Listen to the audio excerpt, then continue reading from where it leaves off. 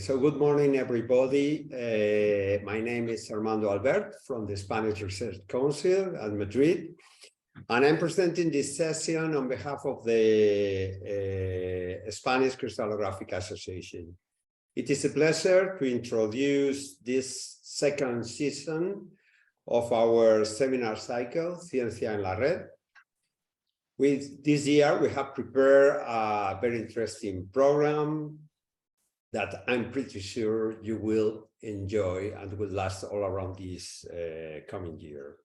So our first speaker is Professor John Helliwell from University of Manchester, and he will be introduced by Dr. José Antonio Gavira from Laboratorio de Estudios Cristalográficos at Granada. So without further ado, please, José Antonio, yours is the microphone. It's my great pleasure, actually, to introduce John Helliwell to this series of seminar. We never met in person before, but we had met several times in the virtually. Let me just give a very brief amount of data on your career. Right now, Professor Helliwell is an emeritus professor at the Manchester University, but he's actually from a physics background, right? So he did it at the University of York, and he obtained his PhD at the University of Oxford in 1978. Then he started at Keele University while maintaining a close relationship with the synchrotron radiation source, a relation that has lasted for a whole life, I guess so, more than a marriage. So he started at Dasbury Laboratory, and I think he kept working on close relation with them. Later on, he moved to University of York, and finally he moved to Manchester, where he get the professor, emeritus professor, where he's right now. His work in synchrotron radiation has been recognized by the American Crystallographic Association with the award of A&L Patterson Award, and in 2014. And in 2015, the European Crystallographic Association also recognized him with the prestigious Max Perus Prize. He has published almost 300 articles on different fields, always related with crystallography, and particularly with protein crystallography, going from protein crystal perfection, work under microgravity conditions to study crystal quality, and the protein phasing methodology. He's co-editor, or editor actually, of the Crystallography Review published by Taylor and Francis. And during the last 10 years, he has been focused, correct me if I am wrong, on the active, he has been very active on data archiving initiative, motivated by the IUCR, and sharing several working groups in this sense.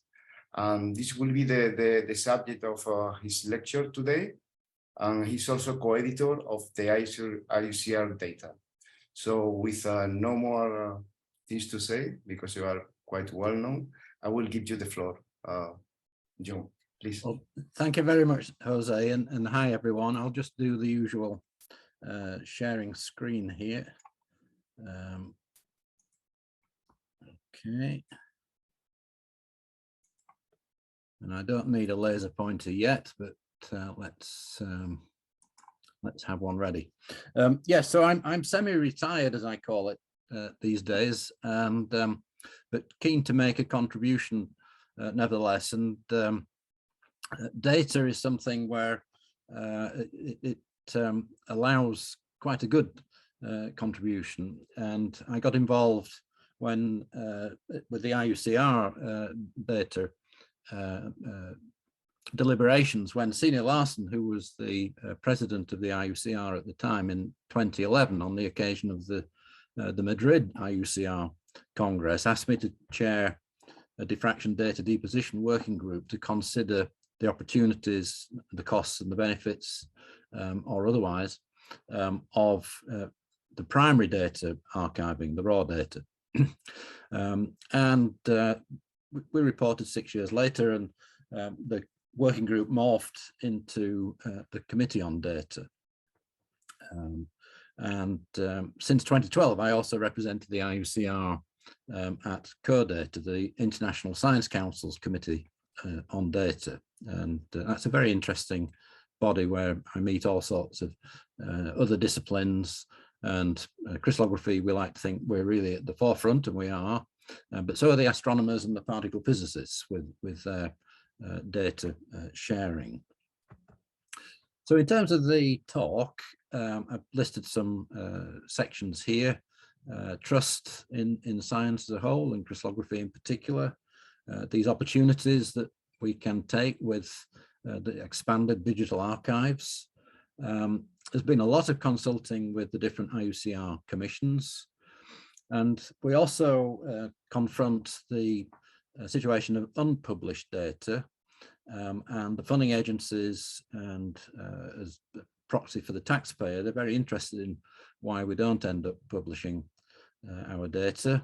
And the modern data rates, the detectors and the synchrotrons and the neutron source, the X-ray lasers are producing data at phenomenal rates. And how might we cope with that? And there are some topical questions which I'll pose, for which we don't have easy answers, and I won't reveal them now. And then I was also editor-in-chief of Acta Christ for 9 years, 1996 to 2005, and very interested in the whole peer review process.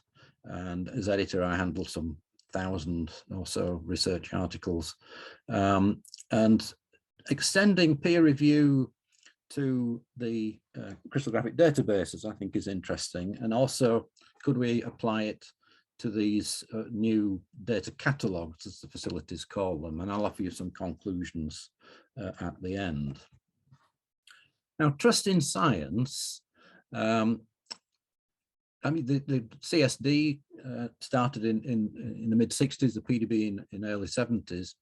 And so we're very familiar with this modern acronym FAIR, that data should be findable, accessible, interoperable, and reusable. The paper that introduced this by Wilkinson et al. In 2016 is a very interesting, very broadly posed paper, which I think you will find of interest. And also I found extremely interesting the US National Academies of Sciences, Engineering and Medicine 2019 report entitled Reproducibility and Replicability in Science. And this was a convened, and it wasn't only US-based scientists, but much broader base of participants, because of the so-called reproducibility crisis in science and the psychological sciences in particular. But we all got roped into being under the microscope. The public really did take notice, and so the US National Academies went into this in great detail. It's a really very fine report. And of course, as a scientist, we'd like to all think that, trust isn't blind or uncritical, and the availability of underpinning data, which is our crystallographic tradition, is essential in revisiting a study, and we form a judgment on the level of reliability of a given study. So we have, in fact, what's called a crystallographic information framework, and that facilitates trust in crystal structures. And the crystallographic information file was introduced in 1991, and Sid Hall in Australia, in Perth in Australia, there was very much the leader of the time, and he was Section C co-editor when I was editor-in-chief, and so I got to know Sid Hall really quite well, and I was delighted when he won the CODATA Prize in 2014, a very distinguished prize award that CODATA gives every 2 years. Now, data consistency is then facilitated by things like CheckSIF. Many of you will be aware of this, introduced in 1998 for coordinate data, and then expanded to include structure factors in 2007. And the IUCR has a committee for the maintenance of the CIV standard, ComSIFs, and it's chaired by James Hester in Australia. Now, in 2003, the PDB Project Data Bank validation started, which we keenly supported. And so I had quite some input as editor-in-chief, along with Peter Strickland at Chester as the managing editor in helping and supporting the PDB in that. And the term validation report itself was introduced in 2010, but this started in 2003. So in terms of what I've called the data zoo here, we have our raw diffraction images. This is just showing a crystallographic one. Obviously, I can see Miguel Aranda is on the Zoom here, and of course he's from powder diffraction, so if you'll forgive me to focus on the crystallography. And thousands or more of these raw images make our data set, and we process those, of course, and you get a glimpse here of the sort of syntax that is in our file. So it's readable by a person and by the computer as a machine. And so we have our Miller indices, and we have our calculated intensities, our measured intensities, and the standard uncertainty. And then there's a column here for whether it's been observed or not. And of course, we derive our structural information against the processed observations. And this is just an illustration here from a chemical crystal structure of bond distances and bond angles and their associated standard uncertainties.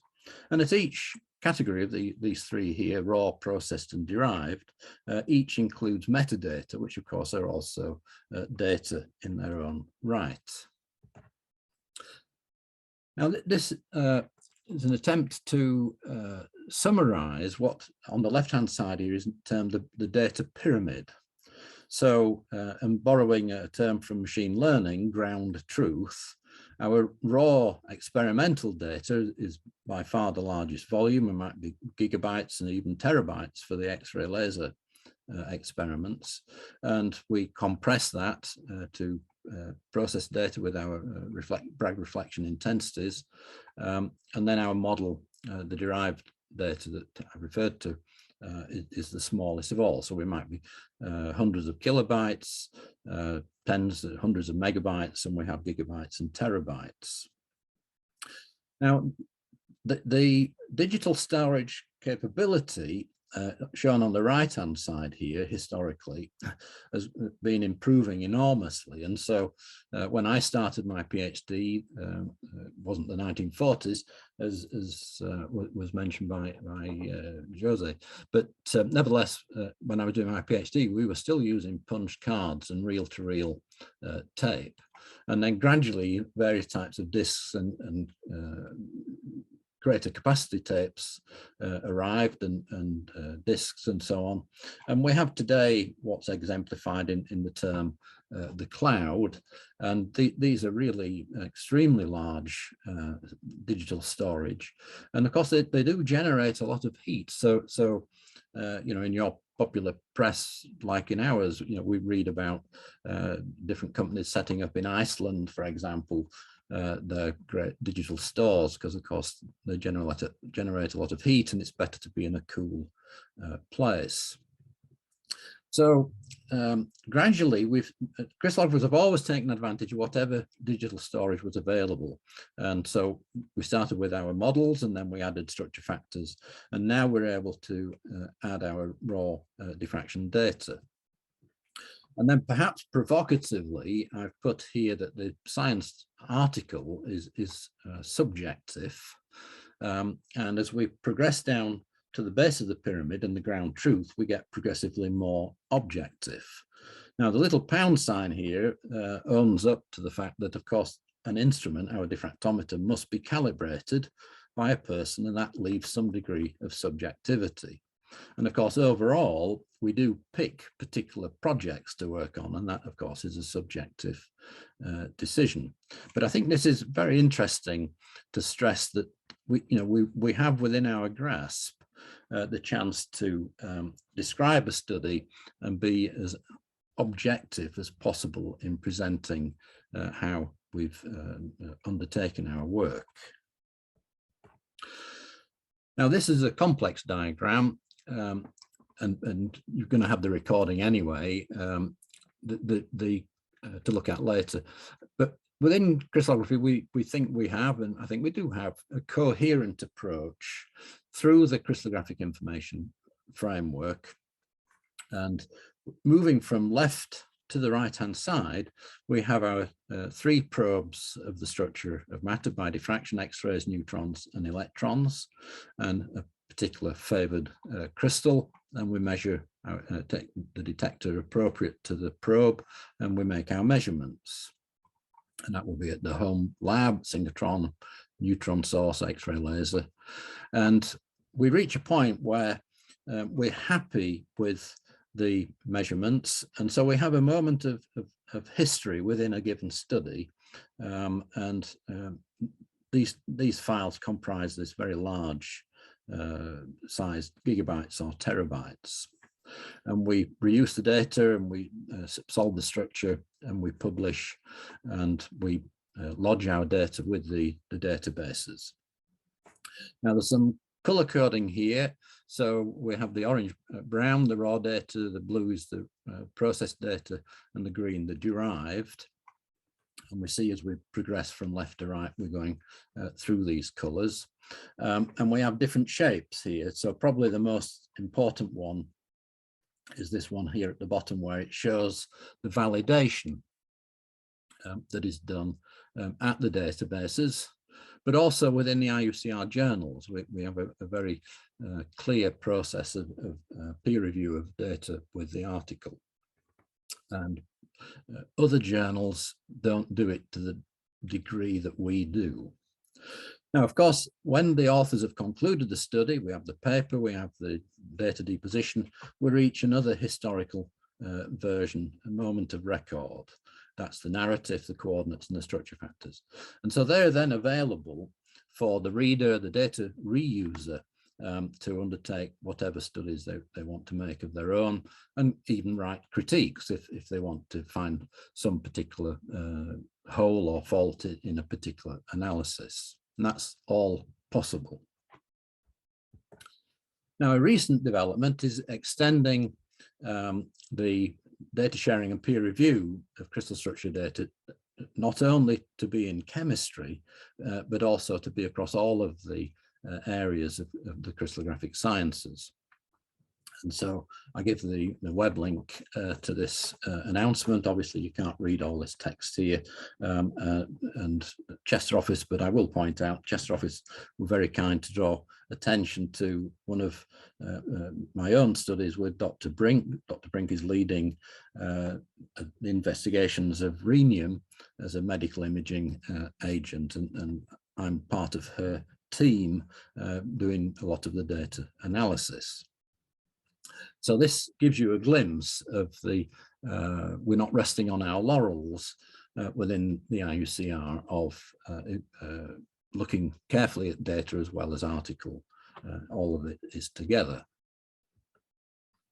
Now, what are these new opportunities that stem from being able to store large quantities of raw data? Well, we can get a better understanding of what we do experimentally. We can harness new methods and software, and it can enable new science.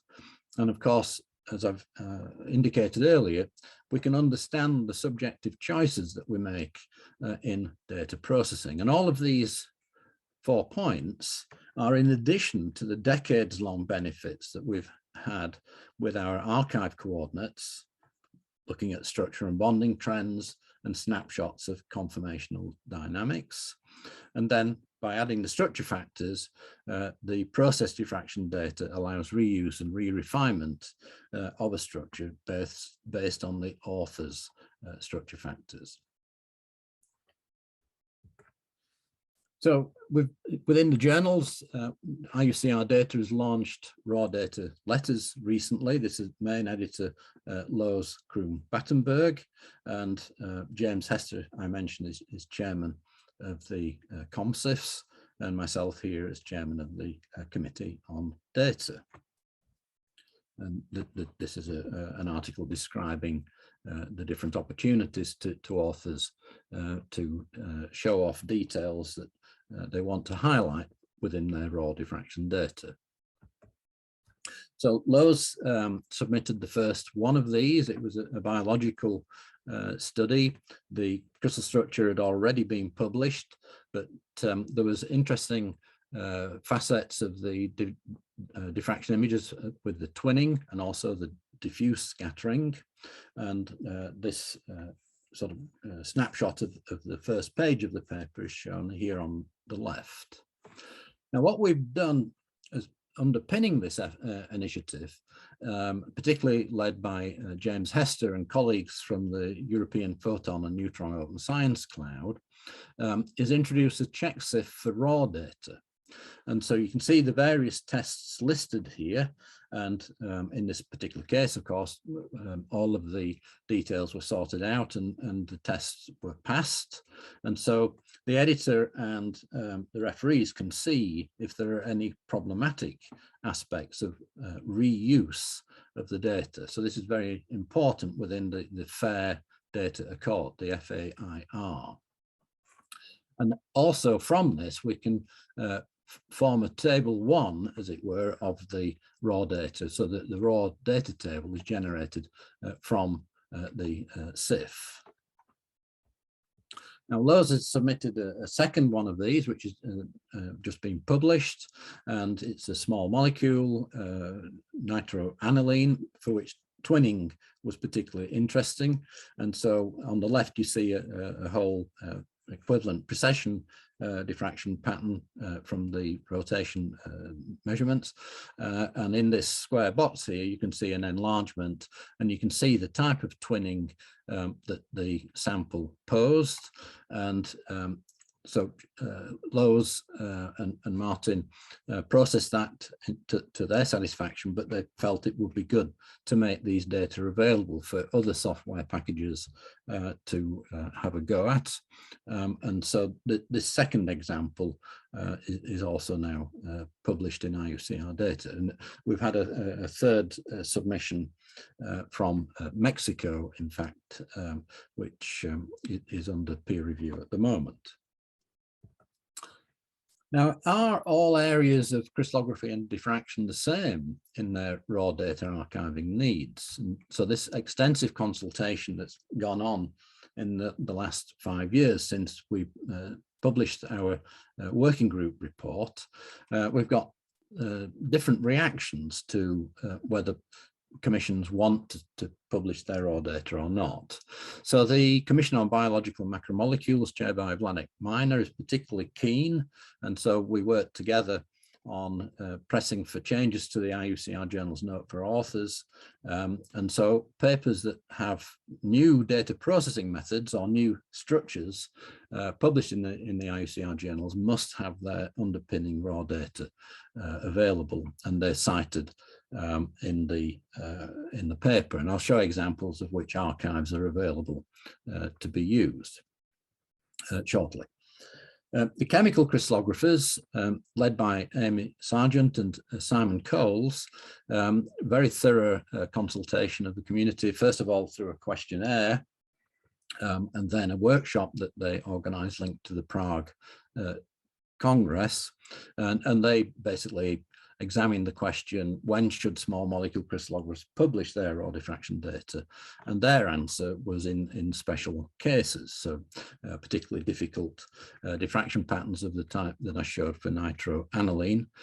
There are some what you might call dissenting voices, where they see a wider set of opportunities. So Christoph Wozniak, one of your early speakers in this series, he's been advocating the opportunities from saving a lot more examples of raw diffraction data sets for quantum crystallography.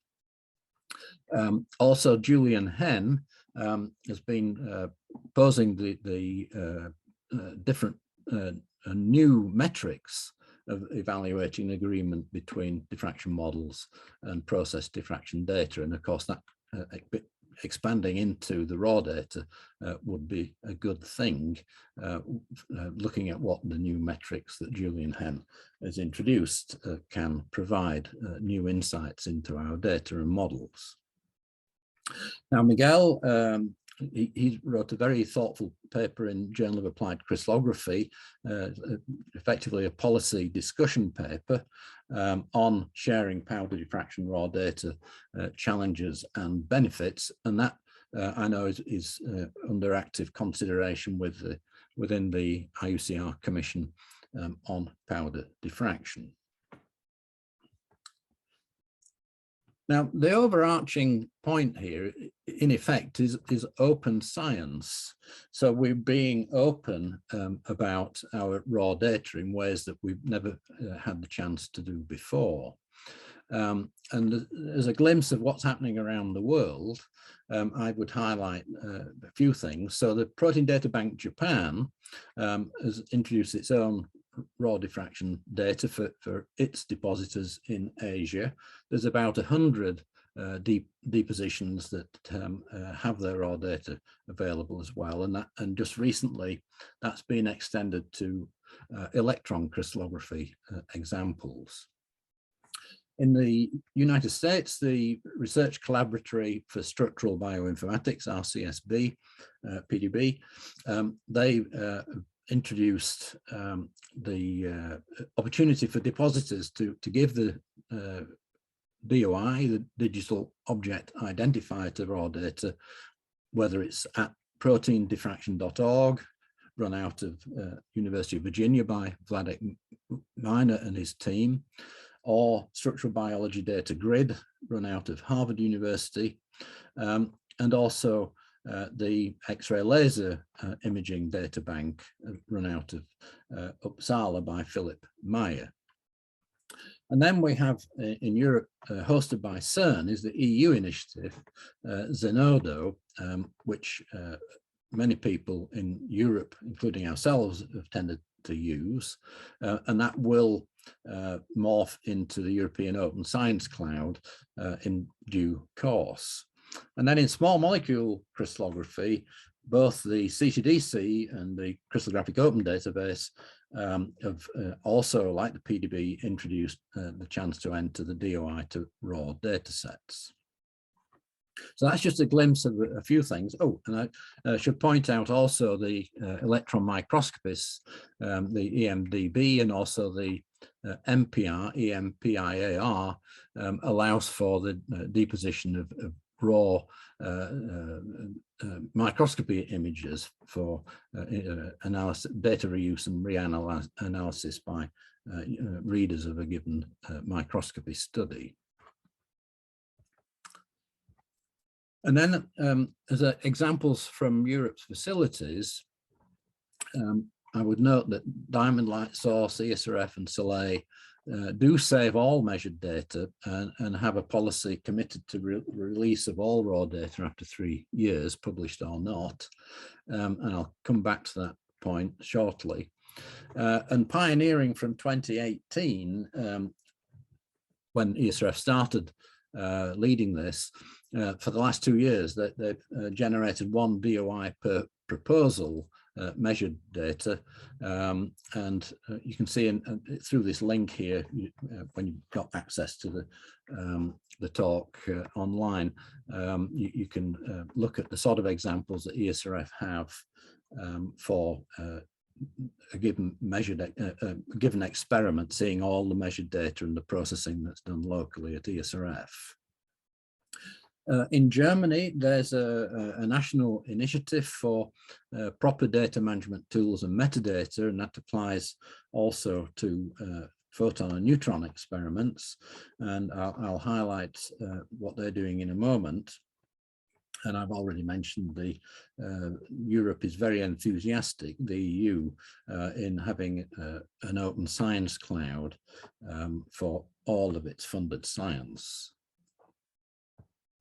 So the DAFNE, the Germany metadata and data management system is very comprehensive. And this is a really beautiful slide, and it shows the way in which all the way from proposal, measurement, storage, and the data catalog onwards to publication, you really see how there's a big effort to make a comprehensive linking up of everything to do with a study.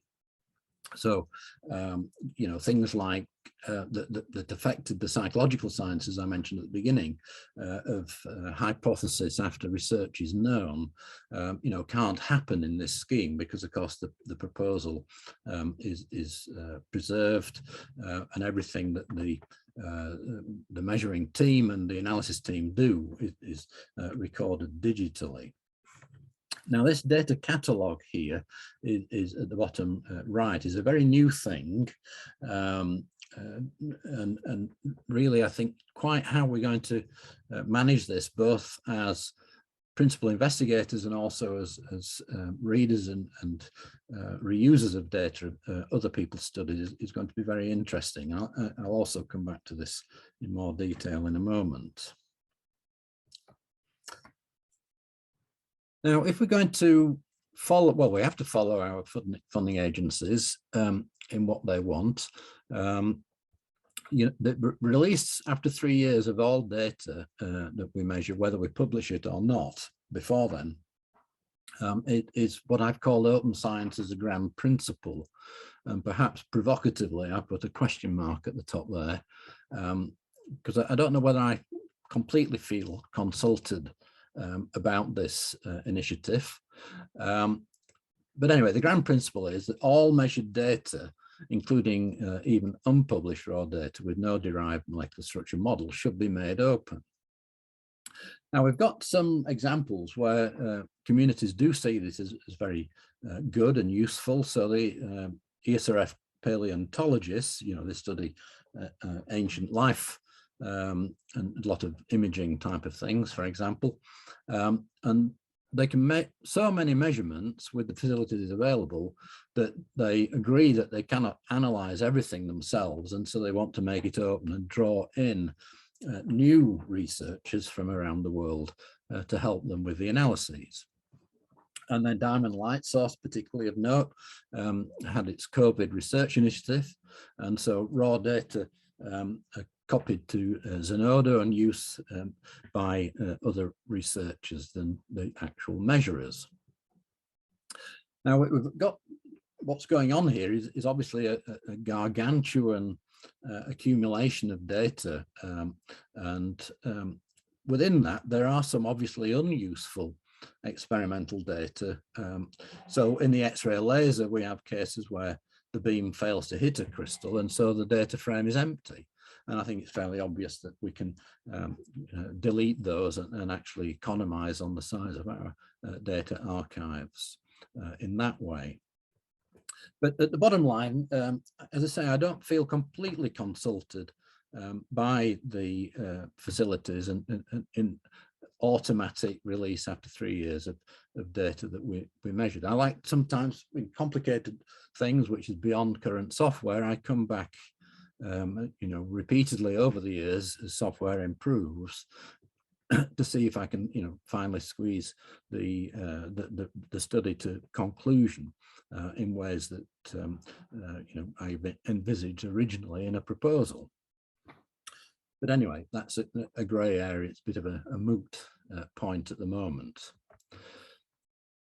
In terms of how detectors and beamlines have gone, if we look at this slide from Philip Leonarski at the Swiss PSI, we have on the y-axis here on a log scale data rate, gigabytes per second, by calendar year on the x-axis. And we can see with these different devices that we're familiar with, there's really colossal changes of data measuring rates. And so can we really continue thinking we can archive all of these data, even though you know, we do like this notion of reaching the ground truth of our data pyramid, but is it going to be practically possible in perpetuity? Well, that's the detector and beamlines type of change. What about tape storage? So with colleagues at ESRF, Andy Goetz, and at the European Spallation Neutron Source, Tobias Richter and John Taylor, John's now at Oak Ridge Lab in the US, we wrote this sort of white paper looking at things, what are the tape storage capacities that might be there for archiving. Now we're currently at generation 8, and so that's this sort of level of storage capacity. And this roadmap shows up to generation 12. There's some really pretty colossal expansions that are yet to come in the digital archive capacities. So we have a bit of a sort of irresistible force and perhaps an immovable object. And so quite how this is going to win out is going to be interesting.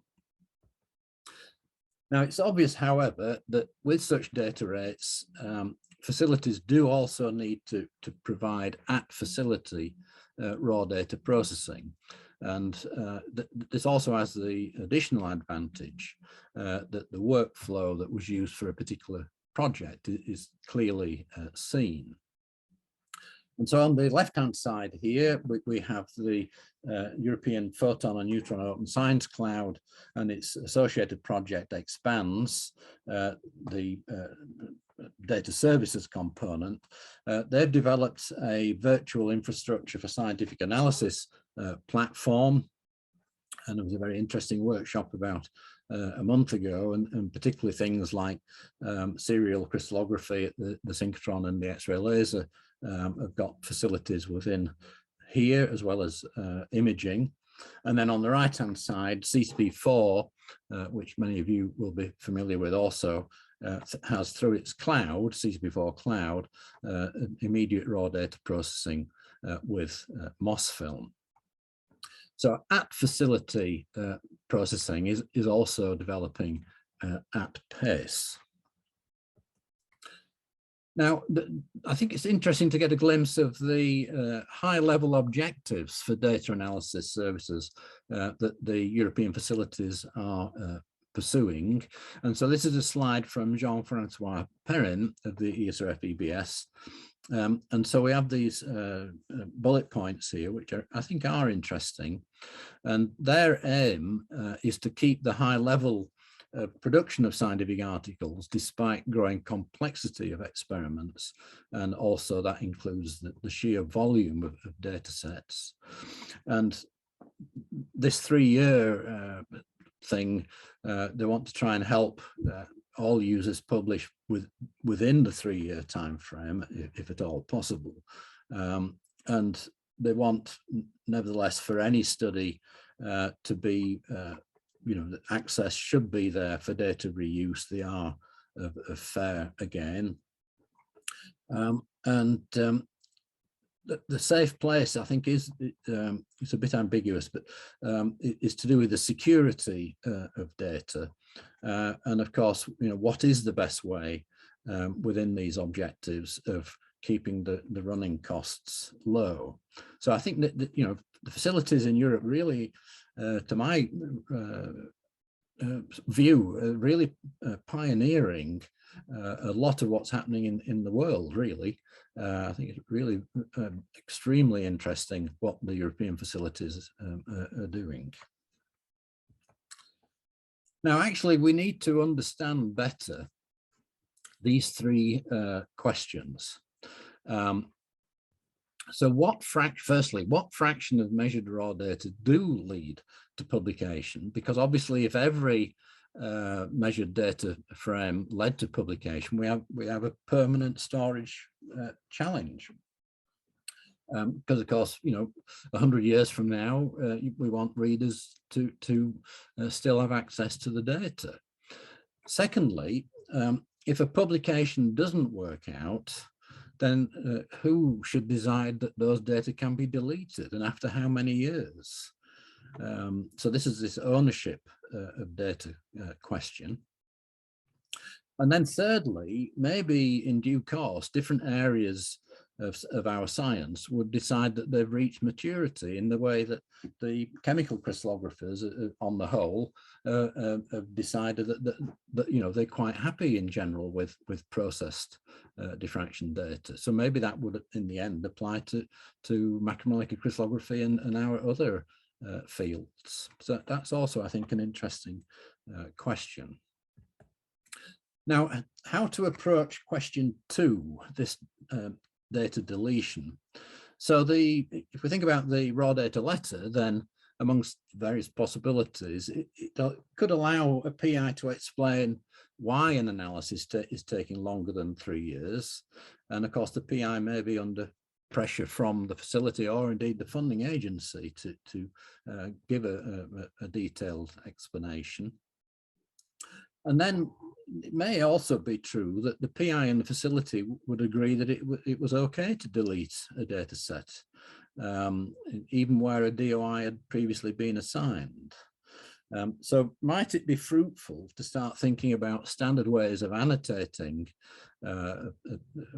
provide a DOI on deletion of data set to declare why it was deleted? So there's some very interesting questions coming around from this whole, what Daphne called the data catalogue moment. Now, you know, as any member of the community can make an input on these questions. So we have our IUCR forum for the Committee on Data. It's a simple registration procedure, and then you can make your own posts. And so this is just a screenshot of recent posts. It does tend to be members of the Committee on Data, but don't feel inhibited in making your own input. And we had a very extensive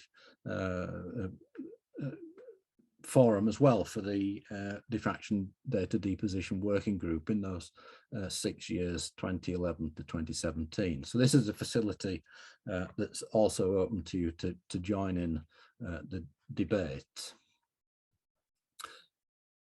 Now, I want to pose a question to do with traditional peer review, firstly to databases and then to facilities data catalogues.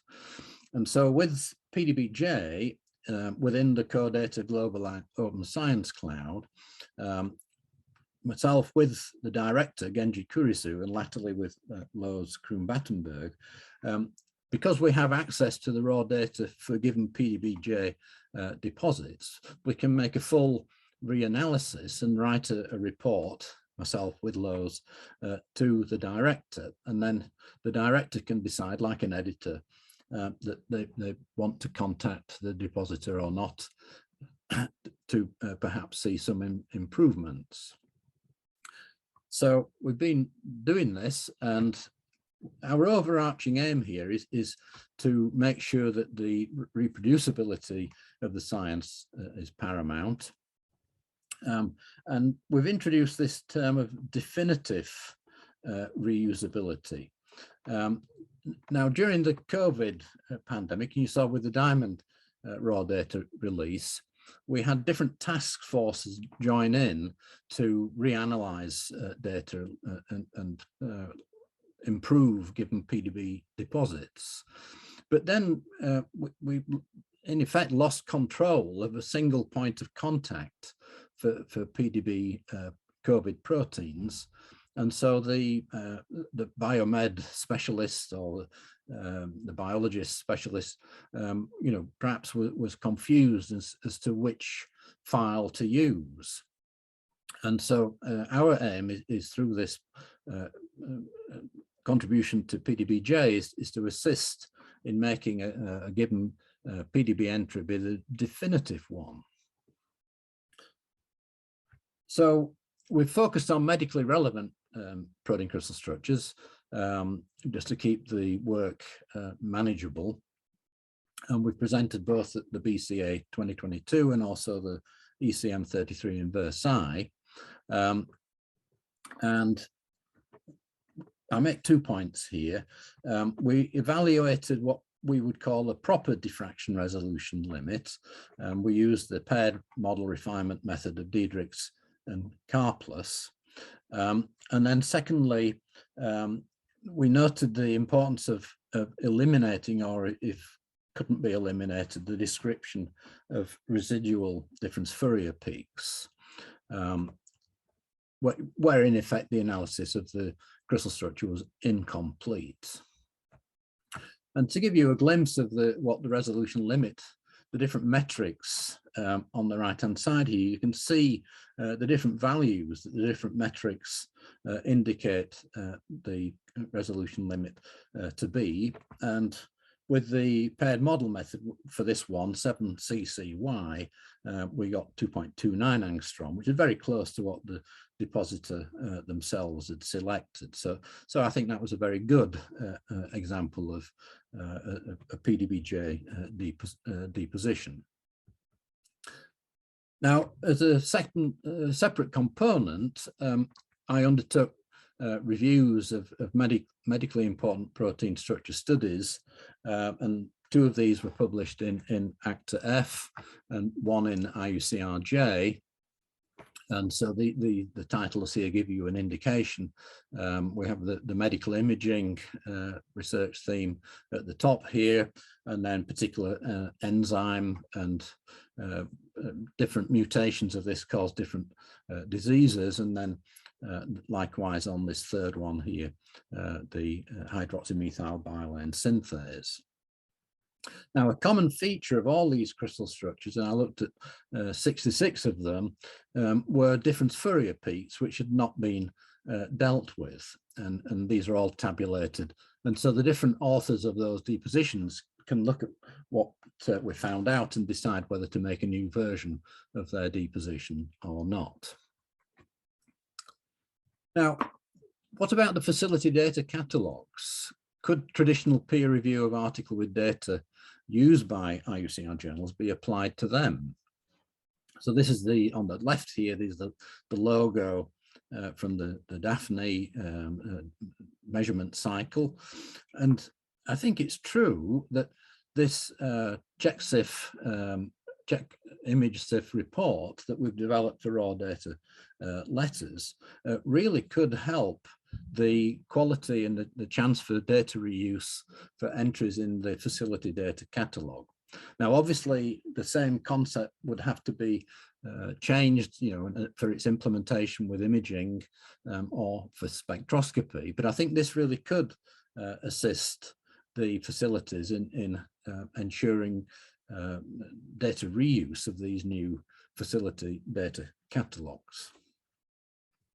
So I come to conclusions, the summing up.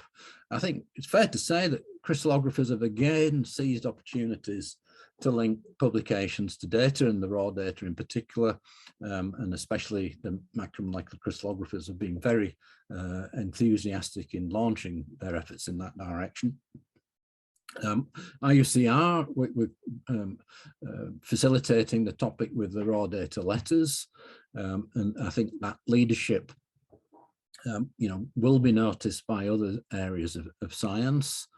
I think the new raw data sharing types of research modes, the ISRF paleontologists and the Diamond COVID-19 macromolecular crystallographers, I think it is a very interesting sort of dimension to open science and making analysis teams much broader and wider and deeper in numbers than we have in traditional modes of research. And fourthly, all researchers can begin to better understand the sort of subjective choices that made in the processing through to structure factors and onwards to the models, as I illustrated with the PDBJ collaboration and those topical reviews in ACTA F and IUCRJ. So the collaboration with PDBJ and its XRDA, I think I see it as a very important development, so that we can reach these definitive versions of our results. And so biologists and medical scientists who are not diffractionists can have effectively the ultimate confidence in the results that we produce. So by way of acknowledgements, all the members of the IUCR Diffraction Data Deposition Working Group, been very important colleagues in all of our discussions. The Coordinated Data Policy Committee was very helpful with respect to these data ownership questions. And I didn't mention it explicitly, but their advice was basically for any user of a central facility, there should be an agreement between the facility and the user signed up before any measurement is made.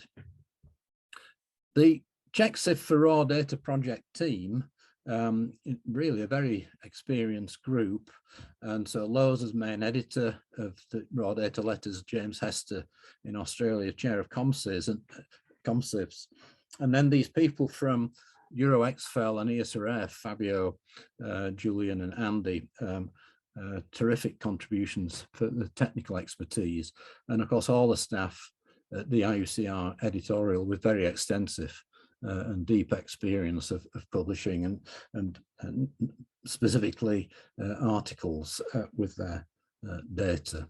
And so with that, I thank you and G3C for the invitation to give the lecture, and thank you for listening.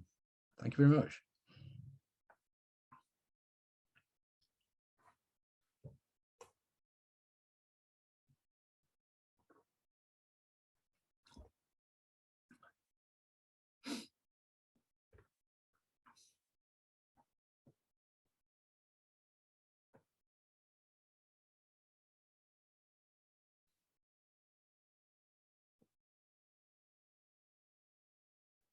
Okay, now I was waiting to have the audio reactivated. Thank you very much, John. This is a great lecture. I really enjoy, and I learn a lot actually, because as I told you before, we were talking about how our agency are asking for having this data available, and we are our community. Crystallographer community is actually can be one good example to the scientific community how data can be available to everyone, and in particular I think that the biological community is quite relevant on this. I mean the PDB is one of the greatest examples of data sharing, and but I don't want to go into my question, so let's open this the screen for the question of the participant, and please use you can open your microphone if you can, or I will read the question that you have in the comments in the chat.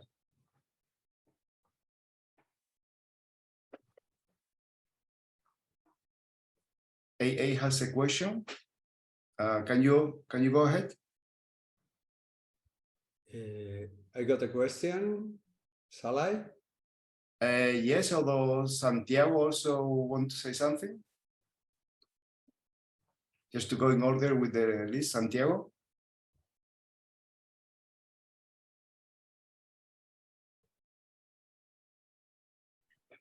We cannot hear you, or I can read it.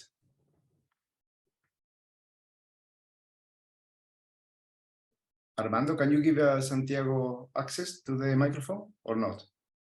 You cannot.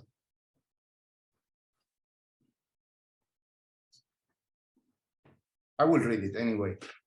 So Santiago said, many thanks, John. It seems that storing data and images is not a big problem right now, since our storage capacity is limited. But to develop any maintain validation tool is one important issue, and how to detect artificial data is a real threat.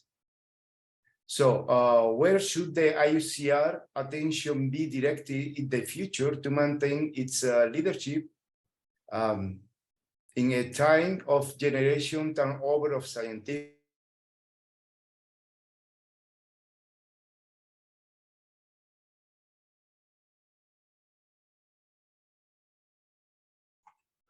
Thank you, Santiago. No harm in starting with a very difficult question.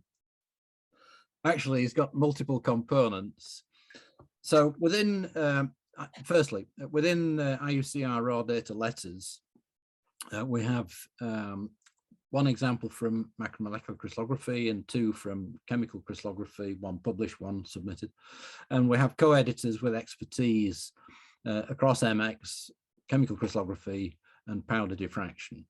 So those, if you will, are the sort of expected first entries and submission streams of topics.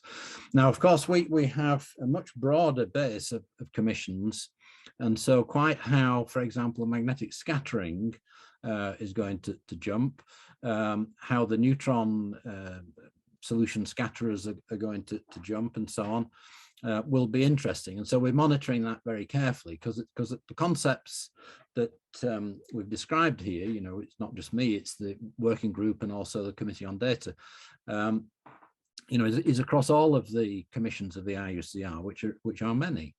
But the overarching principle of access by a reuser, a reader of a study and the reuser of the underpinning data, you know, is totally general.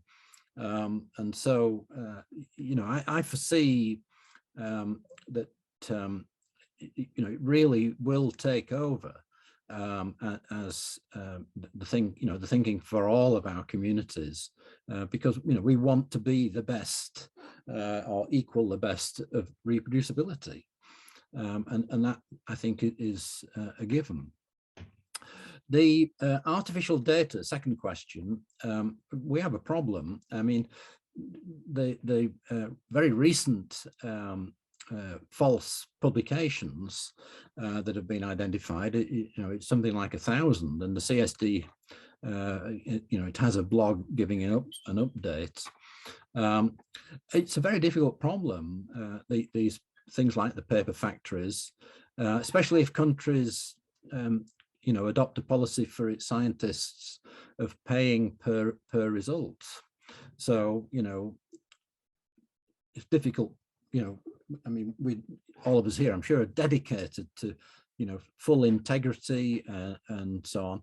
But there are, let's put it this way, people and scientists in China perhaps starving, you know, so what do? Well, falsify a paper and have some income, feed the family. So there isn't any way to be sympathetic, but on the other hand, I think that the country at large, the government, does have a responsibility here for a proper treatment of scientists. And of course, we you know, we're not going to talk about football, are we? But you know, in the Qatar controversy, you know, we are being, I think there is truth in us being holier than thou in criticizing Qatar. You know, we still use their oil. And what's the science community equivalent? Well, we have our early career researcher postdocs. You know, the system that we have, and it's acknowledged in North America as well as Europe and elsewhere, you know, our workforce requires a lot of PhDs. And then we train them, and, you know, they're very eager and committed and want to remain in science, but then we don't have the number of jobs, you know, to properly sustain career structure for our early career researchers. Anyway, I'd stray from the point about the artificial data. CheckSIF has been the thing that allowed us to trap these instances. The falsified papers was a bit different because it was actually recognizing through learning tools oddities in the narratives. There was kind of always a sprinkling of medical or material science applications that these papers included, and they made no sense. But, you know, in the narrative. But it is a problem that we have in our field, and it's in other fields as well. Now, thirdly, where should the IUCR's actions be directed in the future? You know, we have limited resources, which is what you're hinting at.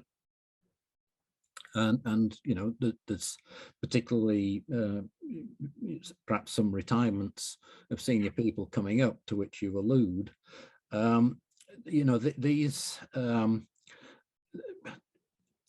I mean, IUCR, by launching its journal in 1948, made itself distinctive compared to other international science unions who don't have the tradition in publishing that crystallography has. And it was a very far-sighted decision in 1948 because it's given us the wherewithal to organize ourselves in ways that other unions have not. And, you know, the income from the journals in particular, you know, has been really important. And so these are terribly important things. And you raise that particular question for which I don't have a single individual person answer. I think the Finance Committee as a setup that was introduced during the early 80s because of challenges to the cost versus income stream, a dedicated committee to deliberate on finances. So the Finance Committee has always been important, and it will be ever more so in the future in the way that you describe. Long answer, but I defend myself by saying there were really 3 questions there. Good. I have a question regarding that, but I will keep it. Sorry, go ahead. May I say something? Oh, sure. No, okay. I have a very short question. Maybe you can answer after you answer that to Armando. But the question is very simple. Should we keep all the data, or should we keep less data as is useful for the future? And in that way, I think that the artificial intelligence maybe help us to select data useful for the future and not all data. That's my point there. Yeah. So this is this maturity of the fields question, but you've extended it by saying maybe the longevity of a study is limited. So if we think back to, say, 1913, Lawrence Bragg alkali halide crystal structures, you know, when does their lifetime of interest end? I mean, obviously that's a historical document. It's very interesting to look at it and see how he coped with coming up with a definitive crystal structure at the time. But it could be that you know, given studies do have a limited lifetime, and I think these are questions which do need to be actively deliberated. And of course, the climate change cost, which I hinted at with the cloud type of you know, placing digital archive infrastructure in Iceland, for example, you know, it's a bigger question for society at large than ourselves, but we're a part of it. And of course, there is the hot storage and the cold storage. So tape is a kind of cold storage. If we want instant download, then it has to be, you know, on immediately accessible disk. And so we can make a retreat into accepting that we make a choice of a data set and we put it into our shopping basket, and then some hours later it's retrieved from tape. So it's quite an interesting and complex territory of energy cost and types of storage. And so these are big topics. And if the facilities were to lose interest in preserving data through cost pressures, for example, then who should pay to take over? Would it be the publishers? In theory and in principle, it would, because they're the ones that accept the responsibility at the publication moment of providing in perpetuity a given study. It's clearly hot topic. Armando, Please go ahead. Hello. So thank you very much, Professor Helliwell, for your stimulating talk. I got sort of two questions or two comments at least. So first is related with the fact that crystallography and science is moving very fast nowadays. So we collect data on remote, and we don't even then load the data from the synchrotron. And at the synchrotrons, at the same time, the synchrotrons at the same time do not have information about the protein crystal we are measuring. So they go to raw data files that we do not download because AutoProc and all these programs automatically process and obtain the structure factors. You got like 6 different methods to obtain these structural factors. So with anisotropy, without it, with different programs. So you download this and you solve the structure with that. So there are many things running at the same time. This is one issue that probably we should address if we want to keep this data available.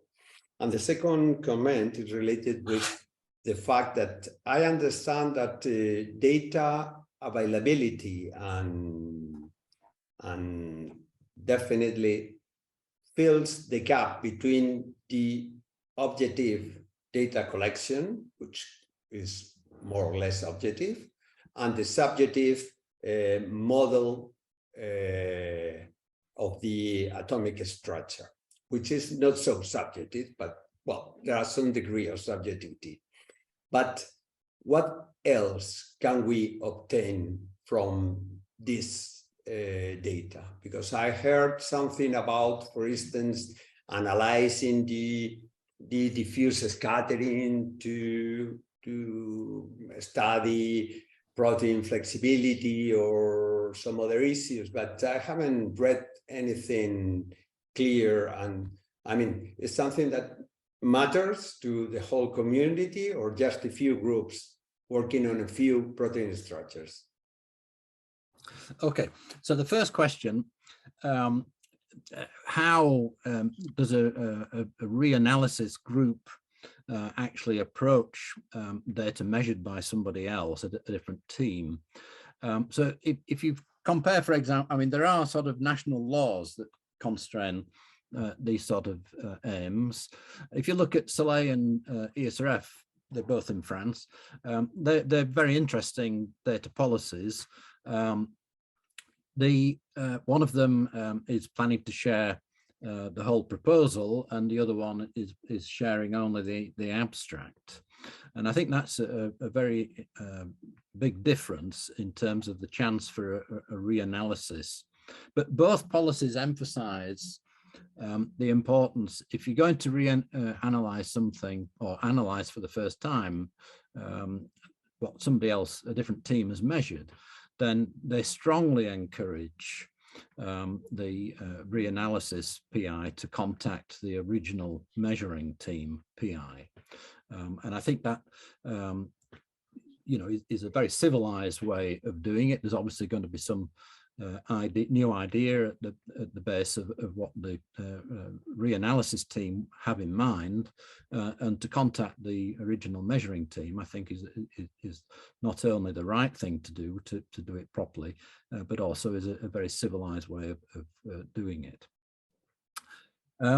The other thing you mentioned, in effect, to put it in a way, it's a lot easier to measure large volumes of data now than before, and the different detector capabilities highlight that. I think we've also there's an element here of asking the question, and the community is in MX, for example, are we measuring the right thing? And so we have the whole temperature question, and so the serial crystallography introduced by the X-ray laser community is, emphasizing the chance to measure data at room temperature and not have to freeze the crystal. And so there's quite a literature growing about cryo artifacts. And so that's one aspect. And so I'm hinting at the fact that perhaps measuring the right thing could involve slowing down data rates. However, of course, the serial crystallography is one of the things which generates larger data volumes than what you might call regular cryocrystallography. So that's, I think, one aspect. And you mentioned diffuse scattering in particular. It's not widely analysed. That there are enthusiasts and sort of a broader observing group to see what might be found out. Is it a property of crystals, or is it a property of the molecules in the unit cell as well as the lattice? And I think that's all to be found out. In the end, how useful will it be? I don't know. It's not yet clear to me that it isn't just a property of crystals rather than the property of the molecules. I think obviously, most probably, it's a mixture of the two, but it might be quite difficult to disentangle, actually. And maybe the old-fashioned snapshot from the database of multiple determinations of static crystal structures might be more informative. But you know, a lot of what we do in science, you know, we don't know that in the end it's going to be that useful. You know, when Faraday sort of discovered electricity, he didn't say, right, we're going to have street lighting.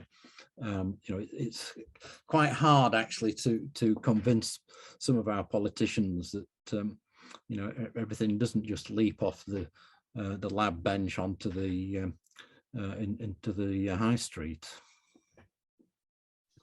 But we plead for financial support nevertheless. We have another question here from Helal Hamed. Hello, Helal. Helal's a former PhD student of mine. Great to see you here. Hi, John. Hiya. It's the world of online now, so it was easy just to connect and see your face again and hear you again. I know I've left crystallography, but I thought, you know, why not catch up and see but still how in science, crystallography's moved on. Still in science at Imperial College. So I am, yes. This time around, I'm mentoring, coaching students, and helping them with writing their dissertation and thesis. So that sort of work now, yeah. And you have a question about? Yes, I have a question. Falsifiability of raw data. Yeah. I'm sorry to say it, but I think anything is unfortunately falsifiable.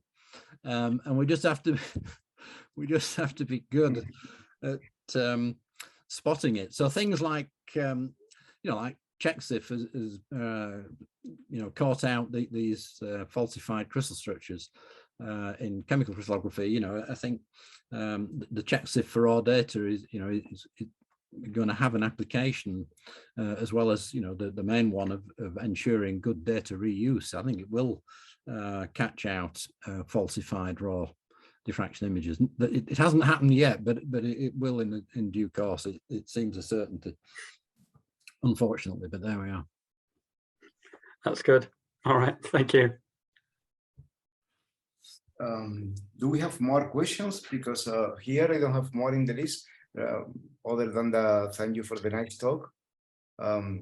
If we don't have any more questions, I would like to have one, which is a little bit probably controversial. I don't know, because as I commented you before, the bio community, we are to share the data, not only the raw data, but the PDB since a long time ago. But for a small molecule, we still have problem even to have the coordinates. So what about that? We are quite far away trying to have the data available for protein crystallography, while the coordinate of small molecules sometimes are hard to get completely available. So are you referring to the CSD being subscriber? Mm-hmm. Is that what you're getting at? Yeah. Yeah. I mean, you know, the CSD has survived because it's been needed. I mean, originally it had funding, and so it was what today we would call fully open. But I think it was probably Mrs. Thatcher was responsible for You know, if you're any good, then people will pay for it. And so to survive, they introduce the subscription. But I mean, they are a charity and a not-for-profit organization. And of course, the now you can download for free individual structures, but they do protect against download of the whole database. So these economic conditions decade by decade change, and you do your best to survive. So probably global community funding those kind of resources are required in more global level. Yeah, I mean, the whole historical evolution and so on. We got a good glimpse, with the last Helliwell Prize recognizing the seminal work of Olga Kennard.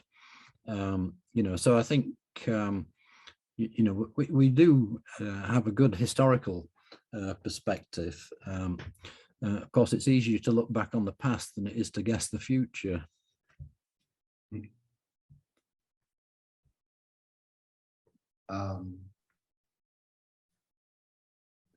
Miguel has a general question. Can you do it? Can you open your microphone? Yeah. Yes. Thanks, John. You don't need to convince me of the importance and the benefit to share data with the attached publication. However, concerning data that would be available without publication, could you comment in the different regional approach? Because Europe is pushing tough, but I am aware, but I can be wrong, that China and other big players are not. Are these a disadvantage for Europe? Could you comment on that? Yes. Now, so CoData has this global open science cloud initiative, and it's in effect a federation of different initiatives from around the world. And China is very keen on this. And actually, we had a CoData launch event for the GOSC centralized headquarters from China. So China is resourcing with specialist manpower to help with this CoData initiative of the global open science cloud. Now, quite how this is going to work out as a federation of open science cloud is going to be interesting. And of course, at a lower level is this federation which we see within Europe of the photon and neutron source open science cloud, PANOSC. But the EOSC, European Open Science Cloud, and the GOSC, the global one, is a much, much broader concept. EOSC probably slightly beginning to speak out of turn, but it seems to have been going on for a long time. And if you do step into their discussion events, they've spent a great deal of time talking about governance and quite how these things will operate is as yet unclear to me. But China is very keen in that way. If you compare the North American photon and neutron facilities, I gave a keynote at the recent Stanford Linear Accelerator Center users meeting for LCLS and SSRL and so on. And we had very interesting reaction to my talk, and there was a 1-hour panel discussion and so on. SSRL is going to set up, and LCLS is going to set up a working group of its users and its facility staff to consider these what we might call the European approach. And we'll see how far they run with it and how similar it will be to PANOSC. Just a final caveat that you may comment on that. When you were talking about the safety of the data, because at some point, if we decide for reason cost to upload the data to a cloud facility, most of the cloud facilities are American based on the contract with this American, and then the data will be used as they will be used, which I don't know now. To me, this worries me, but if this is taken over by China or other, can be worse. Could you comment about what would happen if, in addition to the climate change consequences, to have it in as cold as possible environment, if we upload large amount of data to cloud server with these uncertainties, this could be troublesome. Could you comment on that? Right. So to sum it up in one way, I think you're asking, by sharing our data with commercial entities, do we make ourselves as societies vulnerable? Exactly. Yeah. So the thing I would say about commercial entities, and of course you may then find an exception that disproves my point, but that they are bound by contract. And so the issue becomes one of reading the fine print carefully. Now, that hasn't worked with Facebook, for example. So they learn what you are doing. I mean, one day I'm browsing for a sweater, you know, the one that Jose has got on was one of my favorites, and the moths got at it. Sure. So I'm browsing for one of these sweaters, and the next day I get an advert on my Facebook of a company supplying these sweaters that I hadn't noticed on Google. So, you know, that's kind of helpful, but it's frightening. And so it is going to be a reading of the fine print of the, if we do end up going to the, the Google or Amazon digital archive. Mm-hmm. I'm a bit more worried if it is something like Alibaba archive or so, but in all cases. I mean, our National Health Service, they wrote to me as a potential participant in a thing called Our Future Health. Mm-hmm. And would I agree to sharing, you know, my answering all these questions and then go and, you know, share my genome after a blood test. Anyway, I thought, I mean, there was a very extensive booklet, and there was a single one-sentence mention of your data is at risk of being looked at by entities outside the project. Oops. So, yeah, but anyway, I decided that it was a well-meaning initiative, and the risk to me is there, but, you know, I'm nearly 70, you know, what are they going to? So the greater good won out over my concerns of personal whatevers. Okay, thank you. So very, very, really, the topic is so interesting that we can be here talking, but even after Spanish lunchtime with this. And I'm happy to you know, correspond by email. I'm quite a conscientious email correspondent if people want to, you know, with maybe questions that come to mind after the event or whatever. Definitively, I will contact you because really it's a very interesting topic, and we need. So I'll put my slides on Zenodo, and you have my agreement to release the the video of the talk, obviously, and the discussion. Oh, thank you. Yes, and also we can also put your lecture you allows us as a PDF. I don't know. We can do that in yeah, absolutely. But you already have the talk slides. I said as a precaution in case anything went wrong at my end. You already had. So you know, and in fact, if you prefer to have the the PowerPoint file as well as the PDF on your website rather than Zenodo, that's fine too. So we can upload it. Yeah, I was just thinking. So you do that and tell me the link. We already are.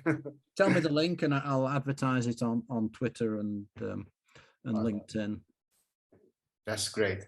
On my side, thank you very much for joining us. It has been really a pleasure and a very nice discussion. And I think I will leave the floor of the screen to Armando to close the session. Thank you, John. Thank you, Jose. Yeah. Just thanking you again, Professor Helliwell. It was a very interesting talk. So thank you for coming along to this session and for this new season of seminars Ciencia en la Red. And I hope to see you in person next time. So by the way, I've seen that Pilar Gomez-Sal is around, so she may want to say something. Well, hello. Hello, Thank you very Pilar. much, Professor Helliwell. It was very, very interesting talk in very actual subject. And well, I only want to thank you another time in the name of the Grupo Español de Cristalografía y Crecimiento Cristalino.